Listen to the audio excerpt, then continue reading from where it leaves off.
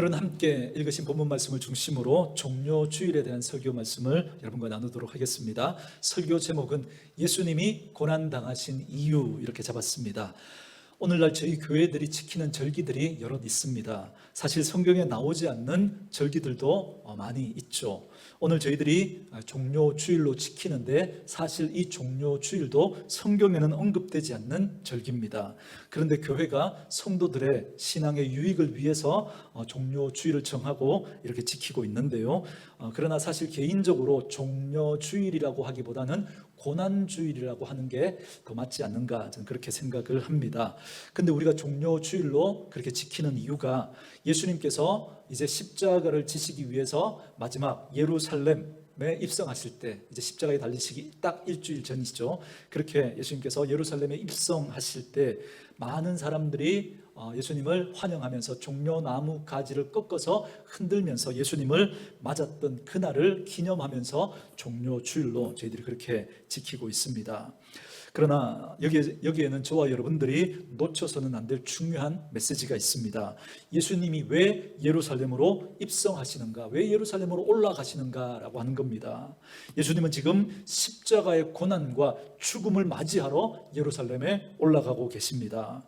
여기에 대해서 예수님은 미리 제자들에게 또 많은 사람들에게 여러 번 자신의 십자가의 고난과 죽음에 대해서 언급했습니다. 내가 이제 예루살렘에 마지막으로 올라가게 되면 대제사장과 서기관들이 나를 붙잡게 될 것이고, 그래서 나는 붙잡혀서 재판을 받고 신문을 받고 그리고 고난을 받고 십자가에 못 박혀 죽게 될 것이다, 그렇게 말씀해 주셨지만, 그럼에도 불구하고 제자들과 많은 사람들의 머릿속에는 예수님의 고난에 대해서는, 예수님의 그 십자가의 죽음에 대해서는 그 머릿속에 없었습니다. 전혀 그 이야기가 들어오지 않았던 거죠. 왜냐하면 지난 3년 동안 예수님이 보여주셨던 모습은 어떤 모습이냐면, 귀신을 내쫓고 병자를 고치시고 심지어 죽은 자를 살리시고 많은 능력을 행하셨던 그런 권능을 보여주셨기 때문에 그렇습니다. 그래서 그 예수님이라면 이제 권력의 심장부인 저 예루살렘에 올라가서 이제 사람들을 규합해서 로마의 압제하에 있는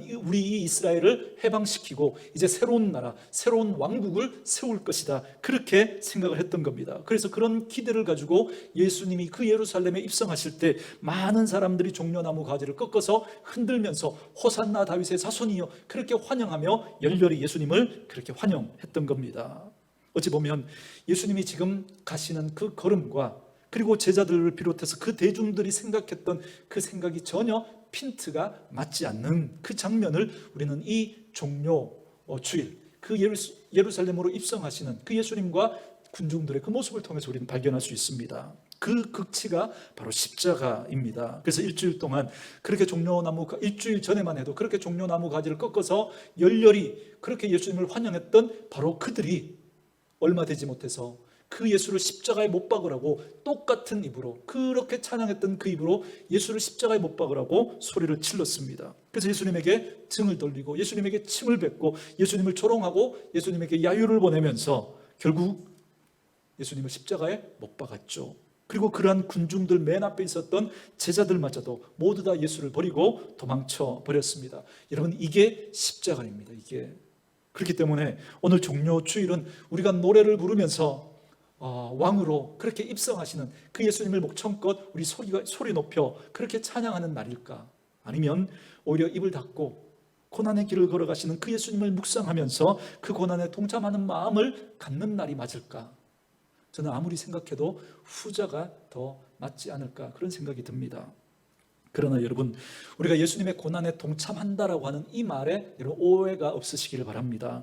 우리가 금식을 하잖아요, 그죠? 우리가 금식을 하고 또 우리 몸을 막 괴롭히고 뭐 그렇게 한다고 해서 우리가 주님의 고난에 여러분 조금이라도 1% 아니 0.00001%라도 우리가 보탤 수 있는 건 아무것도 없습니다. 아무것도. 우리가 주님의 고난에 여러분 어떤 식으로 우리가 동참할 수 있겠습니까? 우리는 그 고난에 동참할 이유도 없고 그렇게 할 상황도 아닙니다. 우리가 그렇게 고난을 우리가 동참한다고 해서 바뀔 수 있는 건 아무것도 없습니다. 여러분, 고난 주간이 되면 제가 늘 여러분들에게 말씀드리죠. 우리 주님은 지금 고난당하고 있는 게 아니라 우리 주님은 지금 어디 계시다고요? 하나님 우편 보좌에, 거기 영광으로 계시면서 지금도 이 땅을 통치하고 계시거든요. 그렇기 때문에 고난 주간은 주님의 고난에 우리가 동참하는 주간이 아닙니다. 저희들은 내일부터 한 끼 혹은 두 끼 금식을 할 겁니다. 그걸 통해서 우리 주님이 얼마나 고통스러우셨을까 그걸 우리가 느끼려고 그렇게 하는 게 아닙니다. 그렇게 해서 우리가 그 고난에 참여하려고 하는 게 아닙니다. 왜 주님은 고난을 당하실 수밖에 없었는지, 그리고 그 주님의 그 고난이 오늘 우리에게 가져다 준 그 은혜는 무엇인지 우리가 그걸 묵상하는 거죠. 그 은혜를 우리가 더 깊이 깨닫기 위해서 우리가 그렇게 하는 거지, 우리가 주님의 고난에 뭔가를 더 보태려고 하는 건 결코 아닙니다. 어찌 보면 예수의 사람들은 이중적인 태도를 가지고 사는 사람들이다, 그렇게 말할 수 있습니다. 우리는 이 땅을 사는데 우리는 하늘 백성으로 사는 거예요. 그럼 하늘이 더 중요한가? 이 땅이 더 중요한가? 사람마다 강조점이 늘 다르죠. 어떤 이들은 이 세상의 것은 아무것도 아니고 천국이, 하늘이 전부다, 그렇게 말하면서 이 땅의 삶을 소홀히 여기는 사람들이 있습니다. 그런가 하면 또 어떤 이들은 예수를 믿음에도 불구하고 천국은 잊어버리고 예수 믿음을 이 땅에서 복받는 것으로만 여기고 그렇게 살아가는 사람들이 있습니다. 그러나 저희들은 이 둘 중에 하나도 놓칠 수가 없는 거예요. 하나도. 우리는 천국을 기억하며 이 땅을 사는 겁니다. 그래서 이 땅을 누구보다도 열심히, 이 땅을 누구보다도 성실하게, 이 땅을 누구보다도 착하게 사셔야 합니다. 그러나 천국을 잊어버리면 안 됩니다. 천국을. 마찬가지입니다. 오늘 저와 여러분들은 종료주일로 오늘 이날을 지키고 있는데, 우리가 이 종료주일을 시작으로 고난 주간을 우리가 시작하면서 여러분, 예수님의 고난을 우리가 생각하는 거예요.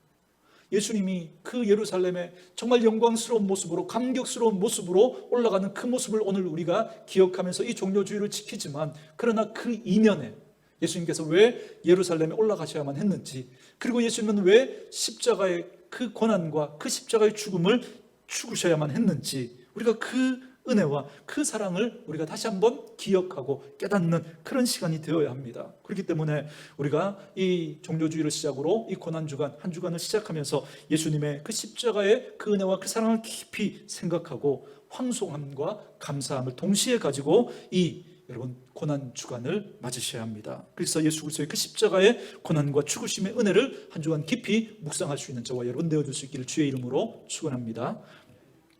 자, 이제 오늘 본문으로 오셔서 여러분 오늘 이사야 53장 1절을 우리 같이 한번 읽을까요? 1절 말씀 같이 읽습니다. 시작. 우리가 전한 것을 누가 믿었느냐? 여호와의 팔이 누구에게 나타났느냐?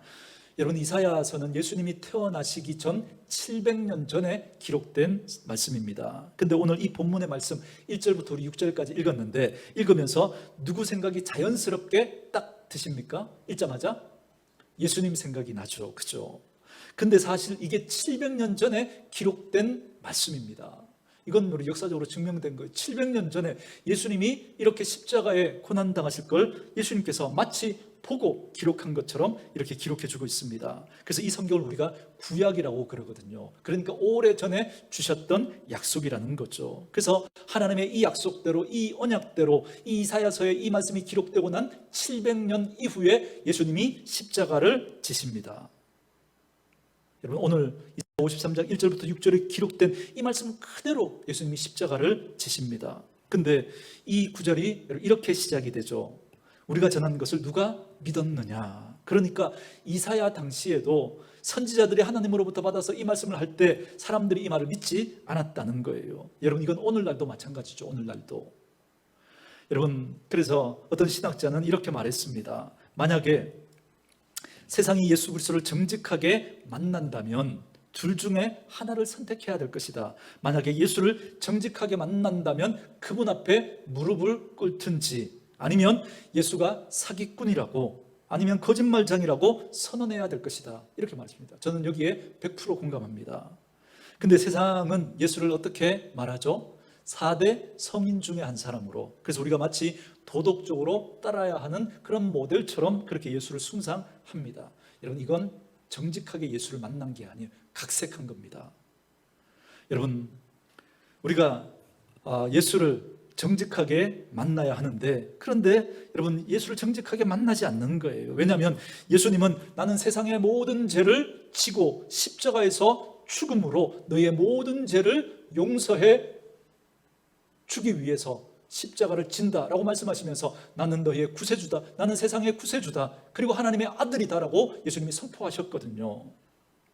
만약에 오늘날 누군가가 매스컴이나 아니면 신문에다가 그냥 대문짝만하게 전면 광고로 나는 세상죄를 지고 십자가에서 죽는, 나는 메시아다, 구원자다, 나는 하나님의 아들이다 라고 그렇게 광고를 한다면 사람들이 이 사람을 어떻게 평가할까요?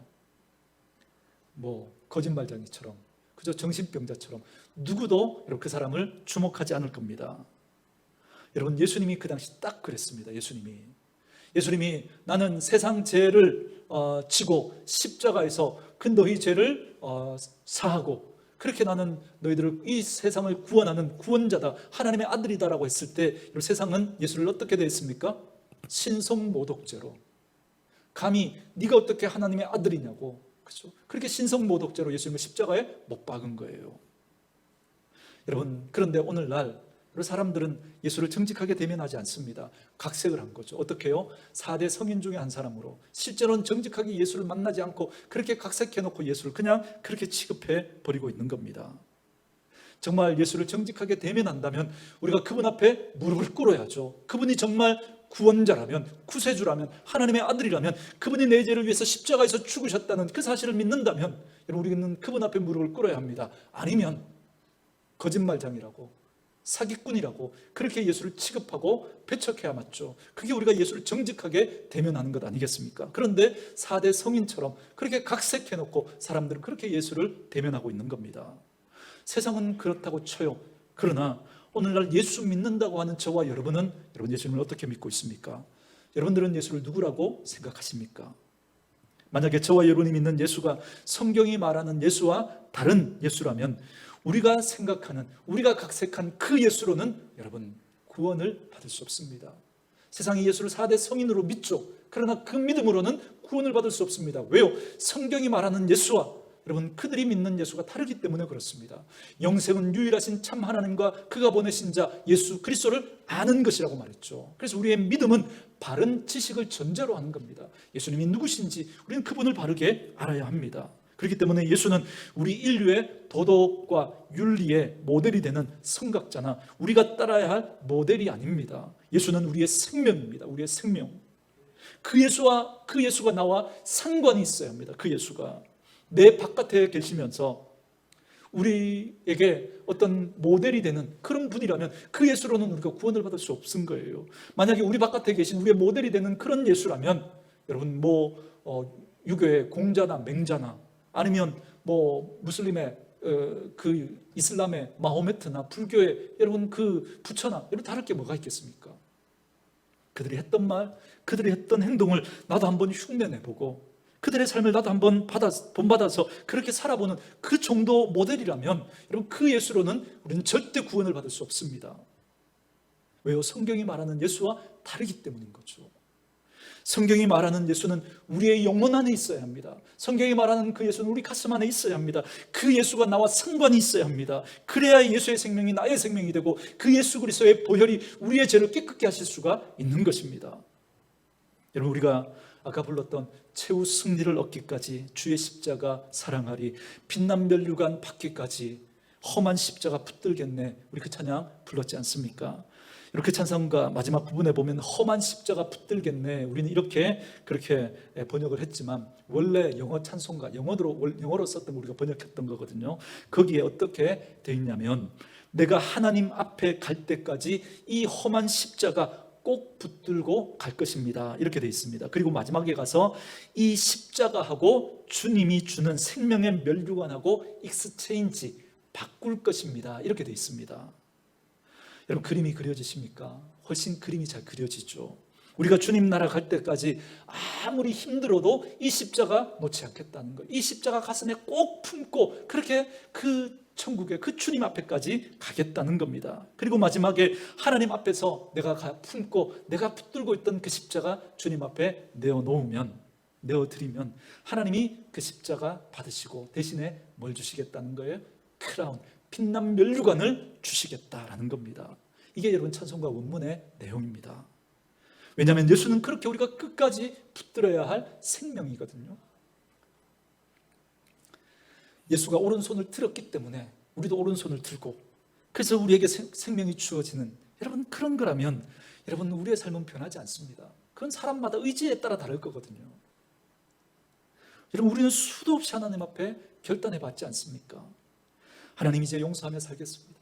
하나님, 이제 사랑하며 살겠습니다. 하나님, 이제 착하게 살겠습니다. 선한 모습으로 살겠습니다. 우리 수도 없이 그렇게 결단해 봤지만 여러분, 상황과 조건이나 또 그런 것들이 바뀌면 여지없이 또 무너지는 그런 우리의 모습들을 여러분, 우린 수도 없이 경험했지 않습니까? 그래서 또 낙심하고 또 무너지는 그런 우리들이 아닙니까? 우리로는 소망이 없는 거예요. 우리로는. 그래서 하나님께서 저와 여러분에게 예수 그리스도를 보내주신 줄 믿습니다.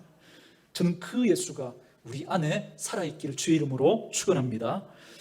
고난주간을 준비하면서 우리는 예수님처럼 살기 전에 예수가 내 안에 계셔야 합니다. 그 십자가가 예수가 죽는 날까지 우리 안에 있어야 합니다. 그리고 그분과 함께 살아가는 인생이 여러분, 믿음의 삶이라고 하는 것입니다. 그러나 세상은 지금도 예수를 믿지 않습니다. 예수를 믿기는 믿죠. 4대 성인 중에 한 사람으로. 그러나 성경이 말하는 예수를 믿지 않습니다. 그리고 그 자리에 있는 우리들도 그 예수를 정말 믿고 따르는가? 오늘 이 자리에 있는 우리들도 정말 예수를 믿고 따르고 있는가? 성경이 말하는 그 예수를 내가 믿고 따르고 있는가? 그런 이걸 점검하는 기회가 오늘 종료주일로 시작해서 이번 고난주간 한 주간에 여러분들이 십자가를 깊이 묵상하는 가운데 그렇게 예수님이 우리의 생명으로, 우리의 가슴 안에, 우리의 영혼 안에 있기를 주의 이름으로 축원합니다. 자, 그렇다면 왜 사람들이 예수를 믿지 않을까? 거기에 대해서 오늘 본문 2절 말씀 우리 같이 한번 읽어볼까요? 2절입니다. 그는 주 앞에서 자라나기를 연한 순 같고 마른 땅에서 나온 뿌리 같아서 고운 모양도 없고 풍채도 없은즉 우리가 보기에 흠모할 만한 아름다운 것이 없도다. 아멘. 예수님은 세상 사람들이 보기에 흠모할 만한 아름다운 것이 없다는 거예요. 그래서 헬라인들도 예수를 믿지 않고 유대인들도 예수를 믿지 않았습니다. 여러분, 세상의 눈으로 볼 때는 흠모할 만한 것이 하나도 없으니까 그 예수는 믿을 만한 존재가 아닌 거죠. 여러분, 고린도전서에 보면 그래서 십자가의 도가 멸망하는 사람들에게는 어리석어 보인다 이렇게 말하고 있죠. 여러분, 어리석다는 게 뭐죠? 바보 같다는 거예요. 바보. 십자가는 너무 바보 같은 거예요. 여러분, 헬라인들 그러면 여러분, 이 사람들 누구를 말하죠? 오늘날 그리스인들, 그죠? 그리스인들. 그리스 그러면 여러분 생각나는 게 있죠. 뭐 신화도 생각나는 분이 철학, 그죠? 철학. 그러니까 여러분, 그들은 심오한 철학적인 사고를 가졌던 사람들이거든요. 근데 십자가는 너무 단순한 거예요. 너무 인생의 문제, 태어나고 살고 죽고 이 생과 내 생의 문제. 여러분, 우리가 인생을 살아가면서 고민해야 될 문제들이 여러분 한두 가지입니까? 얼마나 많은데. 그래서 그분들은 어떻게 생각하느냐면 이 현상계와 이데아 세계가 있다고 구분을 하고 물질계와 천상계가 있다고 구분하고 이 두 세계가 어떻게 연관되어져 있는지, 어떻게 작용하고 있는지 그것을 사색하고 탐구하고 관찰해서 여러 가지 다양한 이론들을 가지고 이 사람들은 시간만 나면 모여서 막 토론하고, 그죠? 막 거기에 대해서 막 이야기를 했던 그런 사람들입니다. 그런 사람들 입장에서 보니까 이 십자가는 너무 단순한 거예요. 너무. 예수만 믿으면 해결이 된다는 거예요. 그래서 헬라인들은 십자가를 어리석게 여깁니다. 에이, 저 단순한 사람들. 자기들은 굉장히 고차원적으로 생각하고 예수 믿는 사람들은 아주 단순한 사람들처럼 생각한 거죠. 반면에 유대인들에게는 십자가가 거치는 거였습니다. 거치는, 걸림돌이 됐다는 거죠. 왜요? 유대인들은 메시아를 기다렸던 사람들이거든요. 그런데 유대인들이 기다렸던 그 메시아는 어떤 메시아입니까? 능력 있는, 그죠? 하늘의 권능을 가지고 로마의 압제하에 있는 우리를 해방시키고 우리의 인생의 모든 문제를 단번에 해결해 줄 수 있는 그런 능력 있는 메시아여야 되거든요. 그런데 예수의 그 모습, 처음에는 그들의 그런 기대를 채워주는 것 같았어요. 그렇게 따랐죠. 그러나 어느 순간 예수님이 아무런 능력을 행하지 않습니다. 그러더니 예수님이 무기력하게 십자가에 못 박혀 죽으시는 그 모습을 보면서 사람들이 등을 돌렸죠. 저런 예수라면, 저런 나약한 예수라면 메시아가 될 수 없다는 것이죠.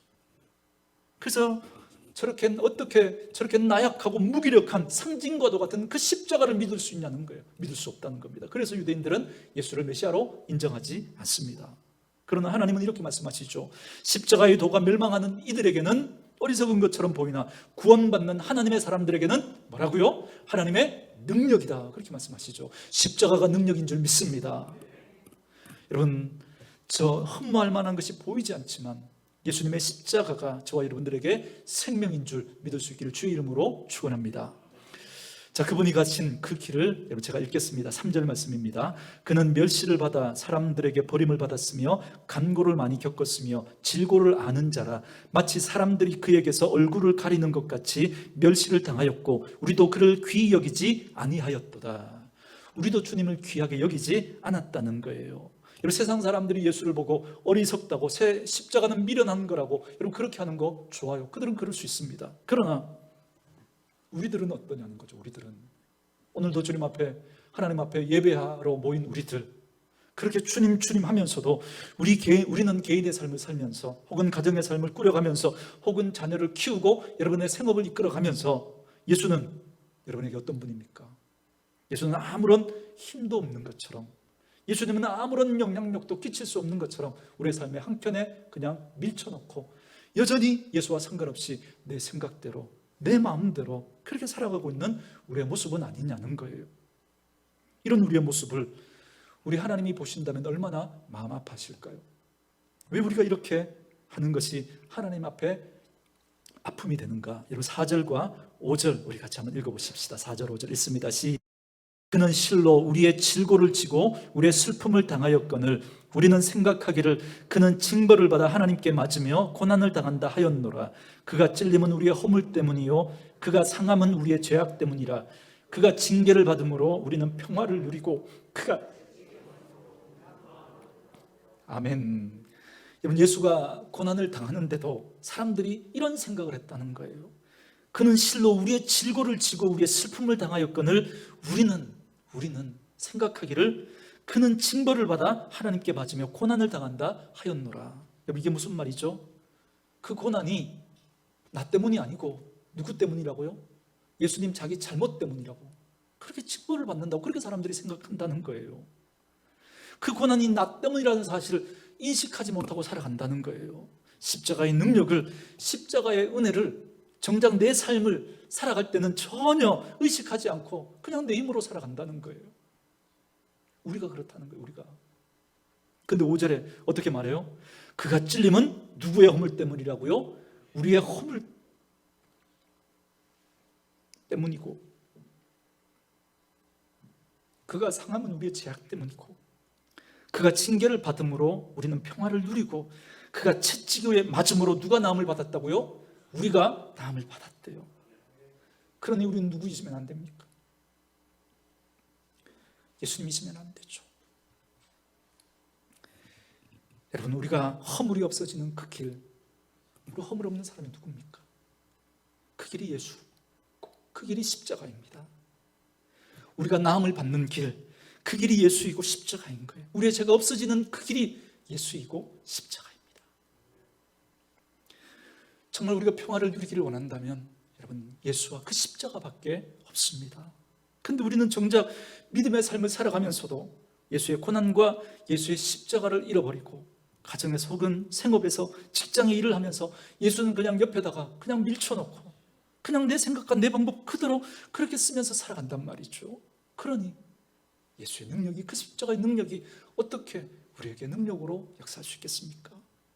저는 이번 종료주일을 시작으로 이번 고난주간 한 주간에 여러분들이 이 사실을 다시 한번 점검해보고 여러분에게 예수는 과연 어떤 분이신지 다시 한번 점검할 수 있는 기회가 꼭 있을 수 있기를 주의 이름으로 축원합니다.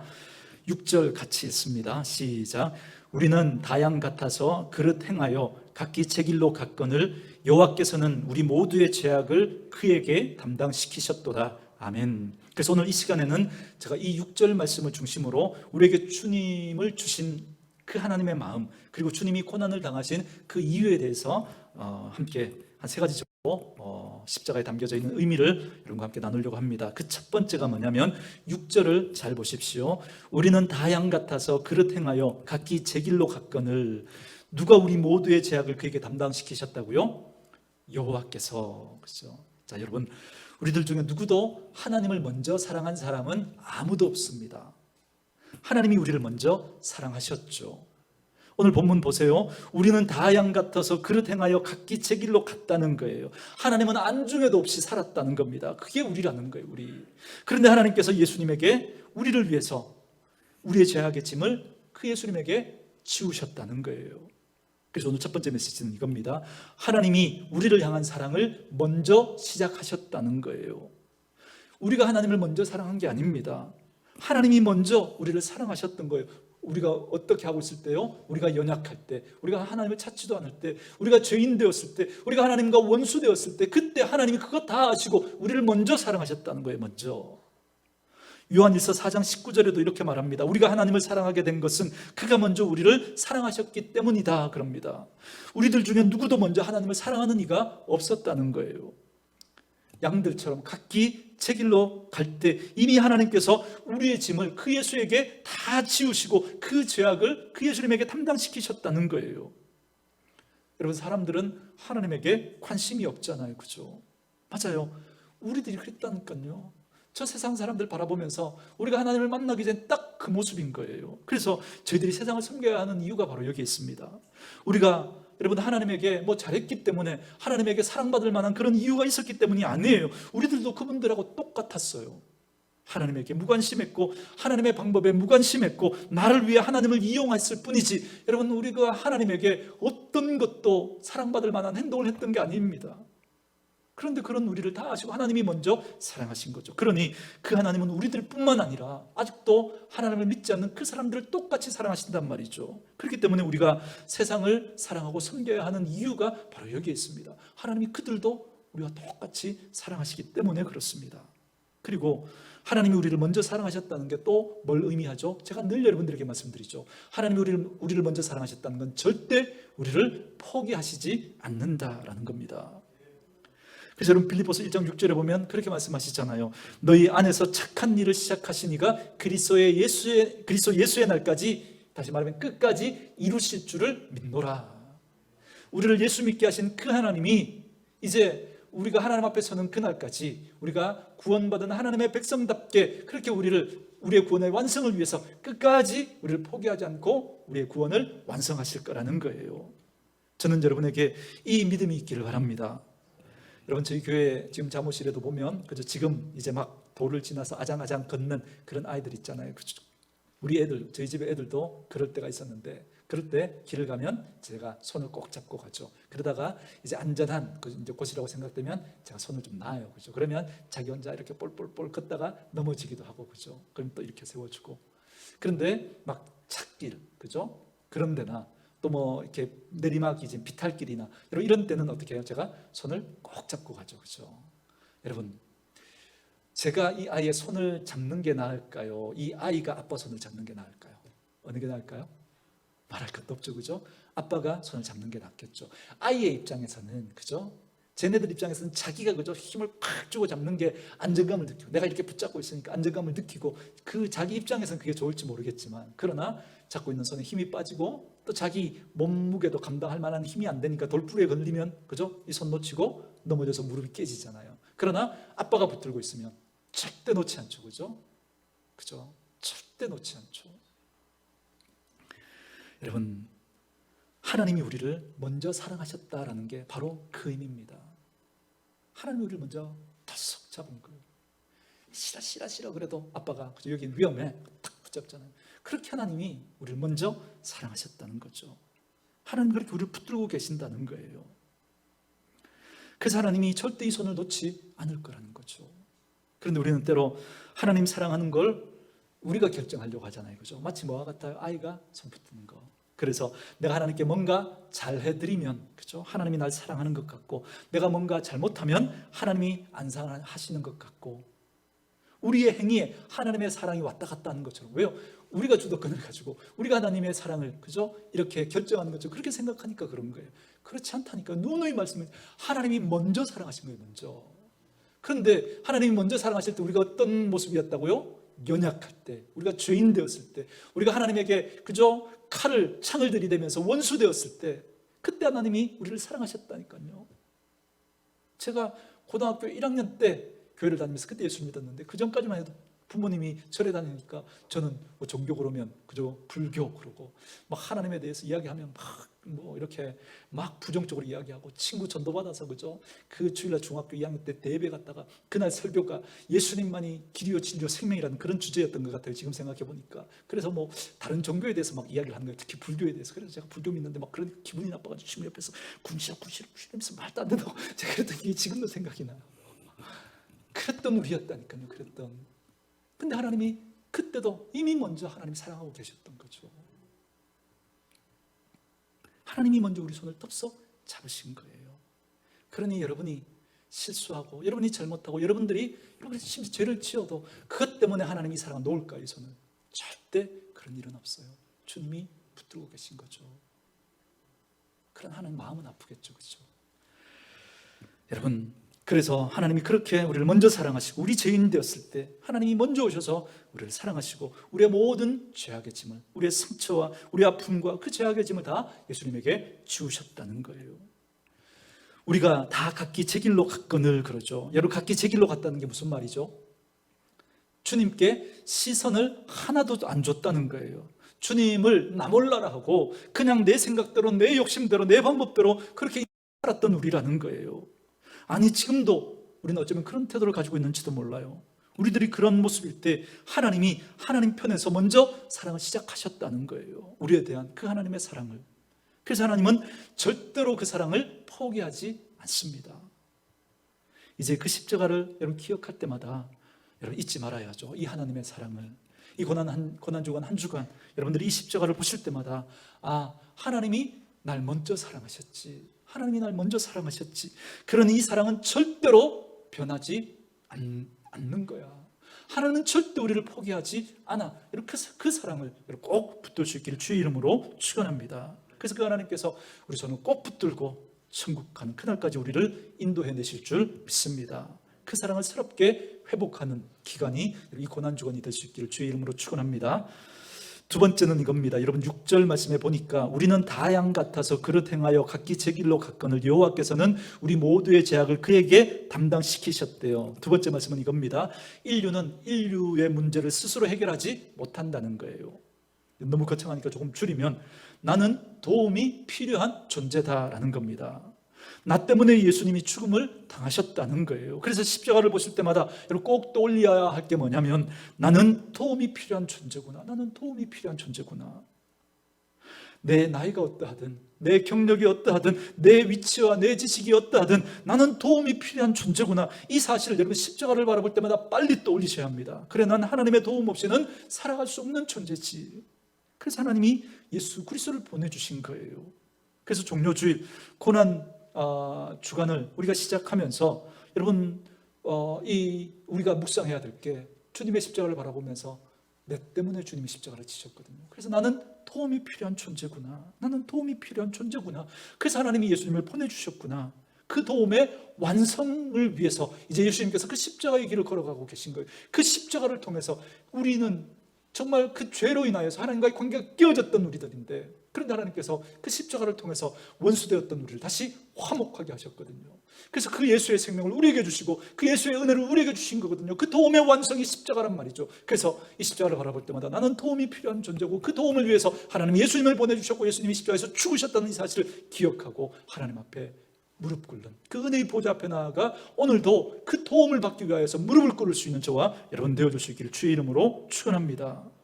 여러분, 그런데 여러분 오늘 이 제자들과 그 무리들은 그죠? 그 예루살렘으로 예수님이 그렇게 올라가실 때 예수가 어떤 일을 하셔야만 우리에게 그 도움이 될지는 생각하지 않고 자기들의 기대와 자기들의 바람과 자기들의 꿈과 자기들의 비전과 자기들의 생각에 빠져서 예수가 우리를 해방할 거라고, 예수가 우리를 성공하게 할 거라고, 예수가 우리를 힘있게 할 거라고, 그 예수가 우리의 그 소원을 들어줄 거라고, 그래서 그 예수로 내가 얻게 될 그 이익에만 빠져 있는 거예요. 여러분 야고보와 요한의 어머니 잘 아시죠? 성경에 나타난 최초의 치맛바람을 일으켰던 여인. 그래서 야고보와 요한의 어머니는 그 두 아들을 앞세우고 예수님에게 가서 예수님, 당신이 높은 자리에 올라가시거든 한 녀석, 이 녀석은 오른편에, 이 녀석은 왼편에 그렇게 앉혀주십시오. 그렇게 부탁하지 않습니까? 그 어머니는 예수님의 오른편과 왼편에 누가 있을지 생각하지 못했던 거예요. 예수님의 오른편과 왼편에 결국 누가 있었습니까? 강도들이 있었죠. 강도들이. 그 자리가 무슨 자리인지를 몰랐던 거예요. 사람들하고 예수님하고 지금 핀트가 안 맞는 거예요. 핀트가. 그래서 우리는 늘 점검하셔야 됩니다. 요즘 이 일에 대한 나의 결정은 주님과 핀트가 맞는가?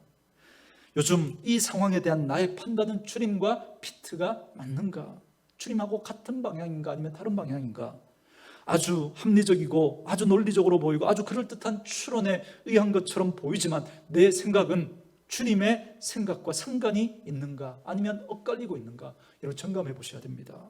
요한의 어머니는 자신의 아들들이 예수님의 좌편 우편에 앉기를 원했죠. 그걸 영광의 자리라고 생각을 하고, 그러나 주님은 말씀하시잖아요. 그곳에 누가 있을지는 아버지께서만 아시다고, 너희 알 바 아니라고. 그리고는 그 자리는 영광의 자리가 아니라 주님이 피 흘려 십자가에서 죽은 것처럼 부끄러운 자리가 될 것이라고, 고난의 자리가 될 것이라고. 그러나 예수님의 제자들과 사람들은 몰랐던 거죠. 이날 고난이 시작되는 이날, 주님은 우리를 위한 도움을 완성하기 위해서 예루살렘으로 걸어가고 있습니다. 저와 여러분은 아무리 시간이 지나도 주님 없이는 살아갈 수 없는 그런 존재라는 사실을 잊지 마시고, 십자가를 바라볼 때마다 그 주님의 은혜의 자리, 하나님의 그 영광의 그 은혜의 보좌 앞에 나아가 예수님으로 말미암아 도움을 얻으며 살아갈 수 있는 저와 여러분 되어줄 수 있기를 주의 이름으로 축원합니다. 마지막 세 번째는 이겁니다. 그래서 이 고난당하신 주님이 우리의 모든 죄악을 담당하신 우리 예수님만이 우리의 유일한 소망이 되신다라는 겁니다. 제가 여러분 언젠가 말씀드렸죠. 교회는 세상의 소망이 될 수 없다고. 그죠? 캐치프레이즈로, 그죠? 교회는 세상의 소망입니다. 멋지잖아요. 그러나 잘 생각해 보세요. 여러분, 교회는 세상의 소망이 될 수 없습니다. 우리의 유일한 소망은 누구밖에 없어요? 예수님밖에 없는 거죠. 그러니 여러분, 예수님과 우리 사이에 어떤 장애물도 있어서는 안 됩니다. 여러분, 그런 장애물이 없도록 하셔야 합니다. 사람 장애물 안 됩니다. 아무리 훌륭한 사람, 아무리 뛰어난 사람, 아무리 뛰어난 조직, 아무리 아름다운 기관이나 공동체, 그것도 예수님과 우리 사이에, 여러분, 그 사이를 가로막는 장애물이 돼서는 안 됩니다. 오직 예수님만 항상 여러분의 시선 안에 있어야 합니다. 오직 예수님이 여러분의 시선의 가장 중심에, 가장 밝게, 가장 선명하게, 가장 분명하게 보여야 합니다. 왜요? 그 예수님이 우리의 생명이니까. 여러분, 부흥회나 외부 강사님, 목사님들이 오셔서 이렇게 말씀을 전하시면 말씀 중에 꼭 이런 말씀 하시죠. 교회가 부흥하려면 목사님 자랑 많이 해야 된다고. 여러분들 나가시면 우리 목사님 최고라고 자랑하라고, 여러분 그렇게 하지 않습니까? 중이 제 머리를 못 깎는다고, 그죠? 뭐 목사님이 자기 보고, 그죠? 자기 팔, 자기가 흔들면 이 볼상 사납잖아요, 그죠? 그래서 외부 강사님들이 오시면, 그죠? 자기는 못하니까 외부 강사님들이 대신해 주는 거죠. 목사님 순종하고, 우리 목사님 밖에 나면 자랑하고. 네, 여러분 그럴 수 있습니다. 그렇게 해야 교회가 더 부흥되고 잘 될 수 있습니다. 그럴지는 모르지만, 그러나 자꾸 그렇게 되면 변질됩니다. 여러분, 이단이나 이 선을 이렇게 경계선에 있는, 그죠? 그 이단의 어떤 그런 경계선, 잘못된 그 경계선에 있는 그런 사람이나 그런 공동체, 그런 조직, 여러분 가보십시오. 저는 제일 중요하게 보는 척도가 바로 그겁니다. 여러분, 거기 가보면 거기에 있는 지도자는 마치 하나님처럼 되어 있습니다. 하나님처럼. 그분은 정말 대단한 분이라고. 그분 자랑이 막 입에 막 침을 튀게 하고 침이 마르도록 그렇게 그 지도자 자랑을 해요. 선을 넘은 거예요. 제가 늘 말씀드리죠. 여러분들이 저와 평생 함께 그렇게 제 동역자가 되려면 여러분들이 제게서 실망을 최소한 5번은 해야 될 거라고. 우리 목사님 그 정도 선이 아니라, 여러분들 심각하게, 내가 이런 목사님을 믿고 이 교회를 함께 섬겨야 하나, 이런 고민이 들 만큼 여러분 5번은 제게 실망을 해야 됩니다. 최소한. 그래서 제가 늘 말씀드리죠. 저를 믿지 마시라니까요. 믿으면 안 됩니다. 사랑하는 여러분, 하나님 앞에 가는 그날까지 그 예수가 십자가에서 피 흘려 죽으신 그 주님의 십자가가 여러분 손에, 여러분 가슴에 꼭 있기를 원합니다. 거기에 여러분 어떤 사람도, 어떤 공동체도, 어떤 기관도 거기에 여러분 있으면 안 돼요. 그래서 천국 가셔서 그 십자가 하나님 앞에 내어드리고, 아무리 힘들고 거칠지만 꼭 붙들고, 여러분 가슴에 그 십자가 꼭 품고 주님 앞에 가셔서 그 십자가 주님께 내어드리고, 그러면 주님께서 받으시고 영광의 면류관, 그 크라운을 여러분들에게 주실 겁니다. 그 천국의 영광을 상급으로 받으시는 저와 여러분 되어줄 수 있기를 주님의 이름으로 축원합니다.